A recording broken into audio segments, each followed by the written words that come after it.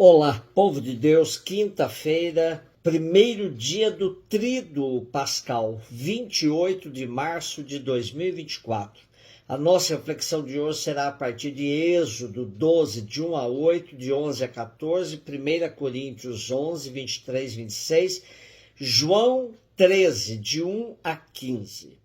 Nosso texto do Êxodo hoje traz um relato da Pessá, isto é, passar, pular, ir adiante, que é a memória da celebração mais importante da tradição do povo de Israel, a libertação da escravidão do Egito.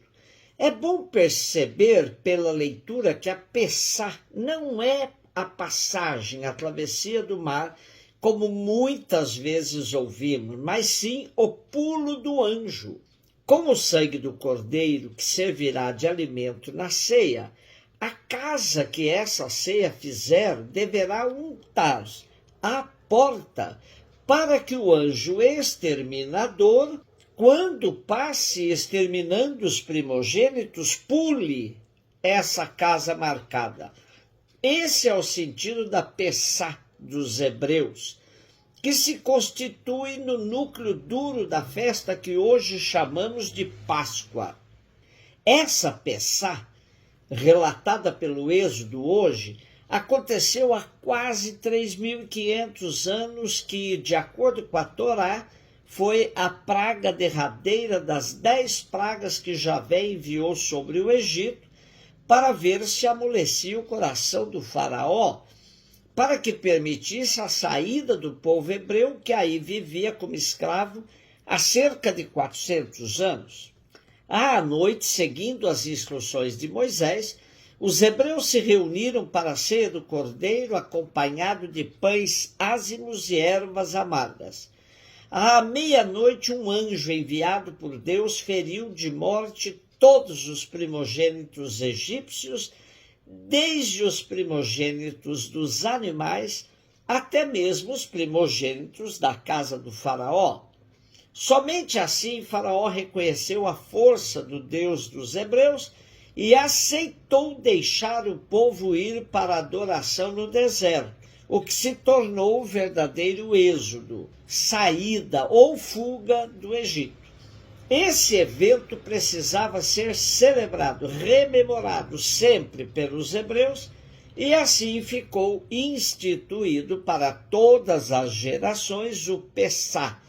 Repetimos que a palavra Pessá, nesse contexto, passagem, porém a passagem do anjo de morte, e não a passagem dos hebreus pelo Mar Vermelho ou outra passagem qualquer, apesar do nome sugerir vários simbolismos. Com o passar do tempo, esse jantar se tornou um verdadeiro memorial chamado Seder de Pessá, que reúne toda a família ao redor da mesa. Salmos e canções populares dão o toque festivo da cerimônia. É a Pessá que se inicia e será comemorada durante 7 dias pelo povo judeu. O primeiro e o último dia da festa são dias sagrados de descanso, onde nenhum trabalho produtivo é permitido. Os alimentos tradicionais que simbolizam a Pessá e seus significados históricos são pedaço de osso, representando os sacrifícios feitos no templo em Jerusalém. Ovo cozido representa a dureza do coração do faraó e também o ciclo da vida. Erva amarga representa a vida amarga dos judeus quando eram escravos no Egito. Pasta de nozes, frutas e vinho. Representa a argamassa usada nas construções das pirâmides. Batata ou alface representa a pobreza da alimentação dos escravos. Come-se molhada na água salgada, que lembra as lágrimas derramadas pelos judeus. Raiz forte, usada como uma segunda porção de alimento amargo. Também representa o sofrimento dos judeus escravizados no Egito. O livro de reza é a Haggadah, e contém os seguintes dizeres: a cada geração devemos sentir como se nós mesmos tivéssemos saído do Egito. O relato da primeira carta aos Coríntios é a primeira narrativa da ceia de Jesus no Segundo Testamento.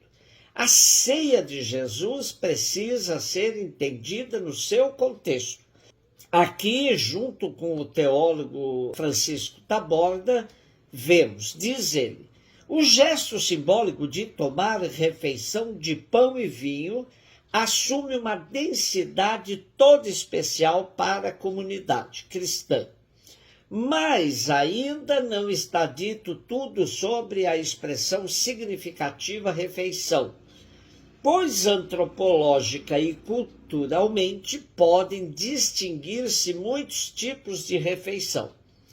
Há banquetes festivos, nupciais, fúnebres, há ceias de confraternização e comemorativas, há almoços de trabalho e festivos, e assim se poderiam enumerar tipos e mais tipos de refeição. De que espécie é a Eucaristia desde o ponto de vista antropológico-cultural? Sua classificação certamente não coincidirá com a da última ceia, que foi, por um lado, ceia de despedida, por outro, ceia de instituição. Ora, ambas em suas espécies são únicas e irrepetíveis. A última ceia foi também, pelo menos, possivelmente, ceia pascal. Mas a refeição que constitui o gesto simbólico básico da Eucaristia não é uma ceia pascal, pois essa seria repetível uma vez por ano. Além disso, Jesus não mandou repetir a ceia pascal, mas sua ação eucarística na ceia. Que espécie de refeição é então a Eucaristia? Qual é a expressão significativa nesse sacramento? Ela é uma ceia rememorativa. A Eucaristia é memorial na ceia, memorial no sentido pleno, bíblico, de memória.